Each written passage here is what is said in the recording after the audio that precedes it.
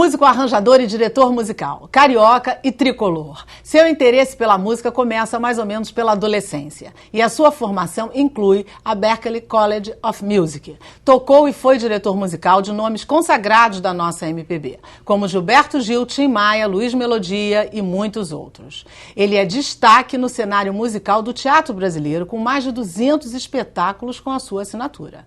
A galeria de prêmios soma inúmeras indicações e conquistas. Meu convidado do perfil de hoje é o músico e o diretor musical Marcelo Alonso Neves. Marcelo, boa noite, obrigado pela sua presença aqui no perfil. É um prazer conversar sobre esse universo do arranjo musical, da direção musical, que encanta tanto a gente e a gente sabe muito pouco, né? Prazer estar aqui. E você sabe que do lado de cá, a gente sabe muito pouco sobre a sua função, sobre o que faz um diretor. A gente imagina que ele dirige, porque o nome está dizendo.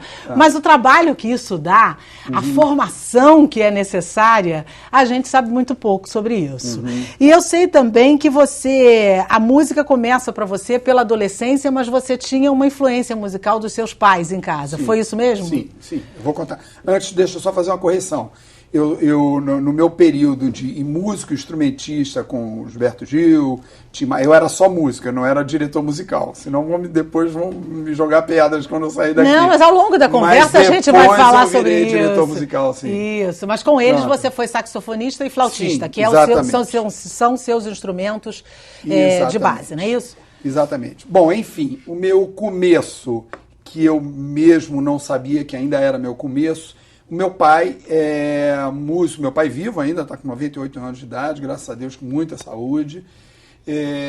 Ele tem piano em casa, sempre teve, ele gosta de tocar, não era a profissão dele, ele é um músico, um amante da música, sempre ouviu música clássica, é o que ele gosta, música erudita, e eu tenho uma memória de muito pequeno de que quando eu acordava e estava tocando música clássica em casa é porque era domingo.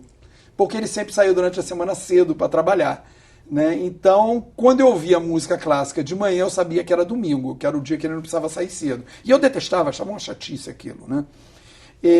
Mas aquilo, de alguma forma, foi impregnando, né? E mais tarde eu fui perceber o quanto importante foi ter essa convivência com a música erudita desde pequenininho, né? Sua mãe gostava de música também? Minha mãe gostava, sempre gostou, todos em casa sempre gostaram e tal. Mas... E também era de música clássica, o gosto dela? Não, sim, também, os dois.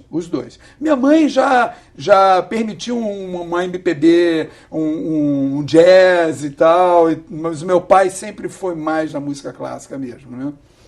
E aí, quando chegou na adolescência, eu sou um músico tardio, que eu considero, assim, o ideal para quem quer seguir uma carreira de fato. Eu acho que isso não é na música específica, mas qualquer segmento da arte, ou mesmo do esporte, o ideal é que você comece mais cedo, com 6, 7, 8 anos de idade, 10, 12 anos de idade, para você acabar de amadurecer, para que aquele seu dom, aquele seu talento amadureça com você. Você vai crescendo e vai desenvolvendo aquela tua aptidão.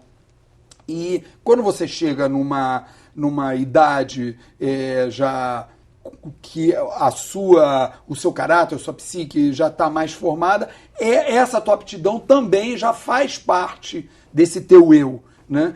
No meu caso, eu comecei tarde porque eu já era adolescente.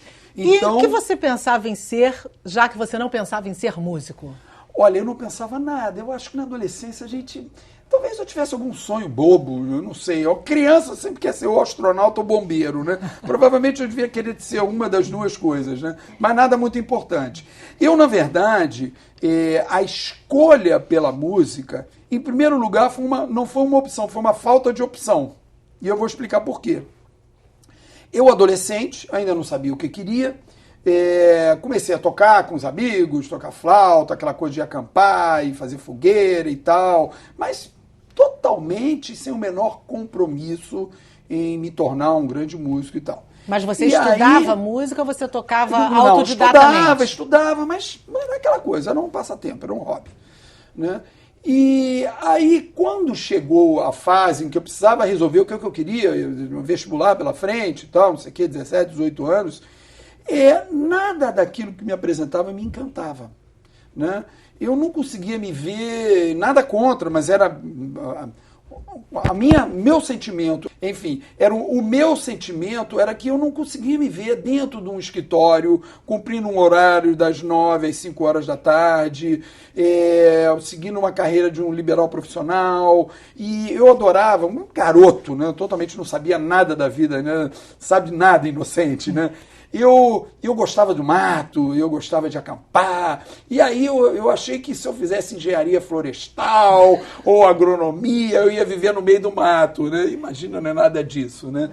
E aí, quando chegou na hora H mesmo, que eu precisava me inscrever numa dessas faculdades, fazer um vestibular, eu vi que não, realmente também não era isso, porque eu também ia continuar sendo tudo aquilo que eu me negava a ser, né? E aí veio a música. Então eu diria que, por um lado, foi uma falta de opção e, por outro lado, foi uma escolha romântica. Porque eu também não sabia o que era viver de música. Né? Eu achava que viver de música era ficar tocando, uau, né? E não é bem assim. Né? E que a vida ia correr tranquilamente. Imagina, né? Naquele rio que passou em sua vida, como diz Paulinho da Viola. Mas não é bem assim, né? Depois você descobre que o músico tem uma vida árdua, é muito exigente, tem que ser muito disciplinado, estudar horas e horas a fio, anos e anos. Você tinha noção que músico estuda muito? Eu acho que até então, não. Bom, o que aconteceu? Quando eu cheguei com essa notícia em casa, é lógico, o mundo caiu. Né? Seus pais esperavam que você fizesse o quê? Eles não esperavam, eles estavam esperando que eu me decidisse por alguma coisa. Porque era aquele garotão meio rebelde e que precisava tomar uma definição na vida. E mas quando não eu música.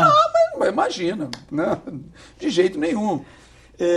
Eles não eram artistas. Talvez se eles fossem artistas, de alguma forma compreendessem melhor. Ou não, ou talvez até demovessem. Não, de jeito não vai ser artista, porque a coisa é complicada, né? Eles faziam o quê? Enfim, faziam o quê? O meu pai, ele é reformado em aeronáutica. Enfim, militar, né? E minha mãe é do lar. Minha mãe teve 8 filhos, né? Enfim.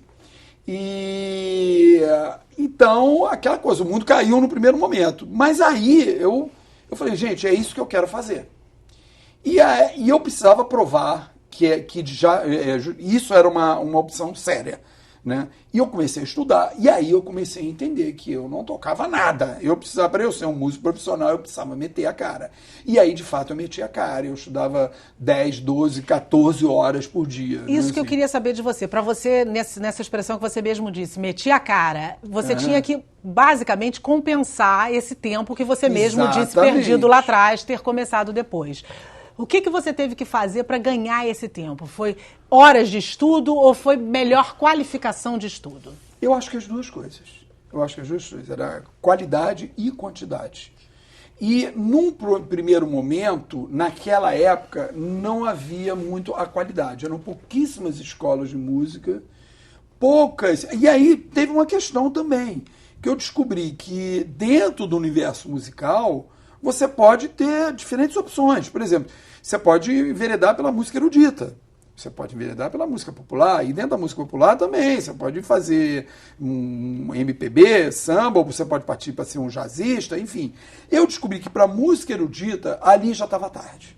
Realmente. Mas você chegou a pensar? Me faltava... Bom, as escolas que tinham no Rio de Janeiro, na época, eram de música erudita. Qual foi a sua primeira escola? Foi a ProArte, ali em Laranjeiras. Depois eu fiz vestibular para a escola de música, o FRJ.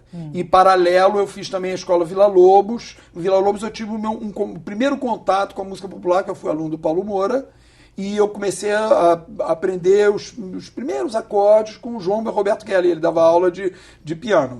E foi ali que você começou a se interessar por esse segmento? Eu primeiro ouvi que estava tarde para eu ser um músico erudito. Eu acho que o músico erudito, ele tem que ter isso que eu falei. Ele tem que perceber isso já desde pequeno. Os pais têm que perceber isso, esse talento na criança, e investir no estudo, para que ele amadureça, que a música amadureça junto com ele. Né? No meu caso, já não dava mais. Né? A mesma coisa que eu de uma hora para outra, eu queria aprender, eu queria fazer uma maratona e levar 6 meses para me preparar para fazer uma maratona, não vai dar. Né? Ou fazer um esporte olímpico, ser um ginasta olímpico aos 15, 16 anos. Não vai acontecer, você tem que começar desde pequeno. né? Então, mas mesmo assim eu continuei estudando, porque mesmo para você ser um jazzista, ou tocar choro, ou tocar MPB, você tem que ter técnica, né? Você precisa adquirir a técnica, aquele lado chato da música, né? Que é estudar, horas a fios de estudo, né? E daí que eu estudei muitas, eu falo da quantidade, mas a qualidade para o que eu queria para a música erudita estaria tudo certo. Poderia entrar na UFRJ e me tornar um grande músico se eu já tivesse alguma bagagem. Daria conta. Daria conta. Mas para o que você queria, a gente ainda não estava com tamanha qualificação Hoje no em dia Brasil. tem ótimas escolas para um músico de jazz, tem nomenclatura, tem bastante material. Hoje a gente tem internet, enfim. Nesse tempo você já tinha se decidido pelo sax e flauta? Não, só pela flauta, até então. E aí os meus pais viram que aquilo era sério, viram o esforço que eu estava fazendo, porque de fato eu parei com tudo, não saía mais, não ia à praia, não fazia mais nada, não namorava, eu estudava, porque eu precisava provar, eu tinha um compromisso com eles, né, de mostrar que aquilo era sério, né? E eles vendo o esforço, eles fizeram um outro esforço hercúleo, porque pais de 8 filhos, Nossa. meu pai militar. Não, 8 filhos é para tirar o fôlego de qualquer um. Pois é. E Educar meu pai militar, com 2. salário de militar, o soldo de militar, que na época não era nenhuma Brastemp, eu nem sei se hoje é, mas na época não era. E para 2, 3 já ficaria difícil, imagina 8. E meu pai ainda teve uma história, porque meu pai é militar, mas ele foi do grupo que se opôs ao golpe. Ele trabalhou com Juscelino muitos anos, trabalhou na construção de Brasília, trabalhou com Juscelino e quando teve o golpe, ele foi a ala que não apoiou. Então ele passou para... Ele saiu, ele pediu baixa, viu vários amigos perseguidos, caçados, enfim, presos e tal. E até tentaram, naquela época, havia aquela fase de perseguição, caça às bruxas e tal, tentaram acusar coisas para cima dele, mas não foi o caso. E ele perdeu o encanto pelas Forças Armadas e pediu baixa. Então, além de tudo, ele estava reformado. Mas eles fizeram um esforço hercúleo e conseguiram me mandar para Berkeley.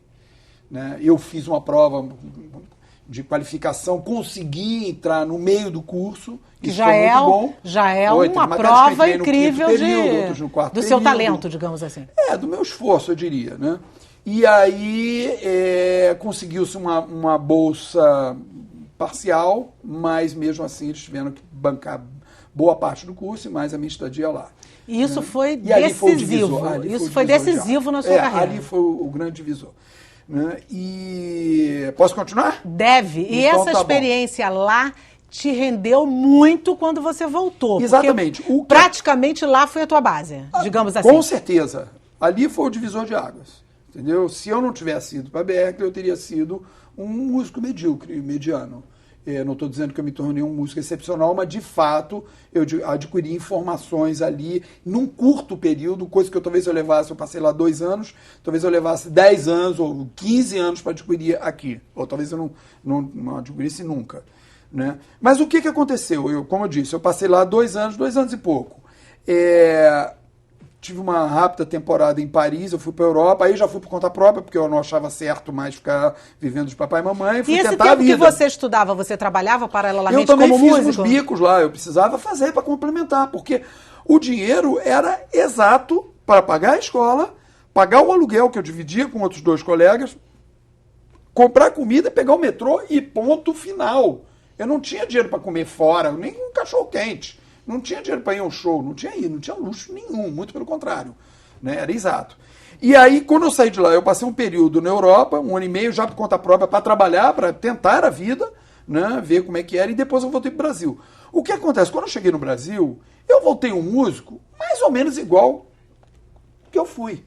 Eu não tive grandes saltos, não. Agora, eu trouxe uma bagagem teórica muito grande, que eu nem sabia o que eu ia fazer com tanta informação teórica. E, aliás, você tem uma história muito legal, que é o que você fez com ela. Quando você chega aqui, você começa, digamos, uma nova vida. Exatamente. A ver o caminho que você vai tomar. Só Exatamente. que essa história é muito legal, você vai contar pra gente já.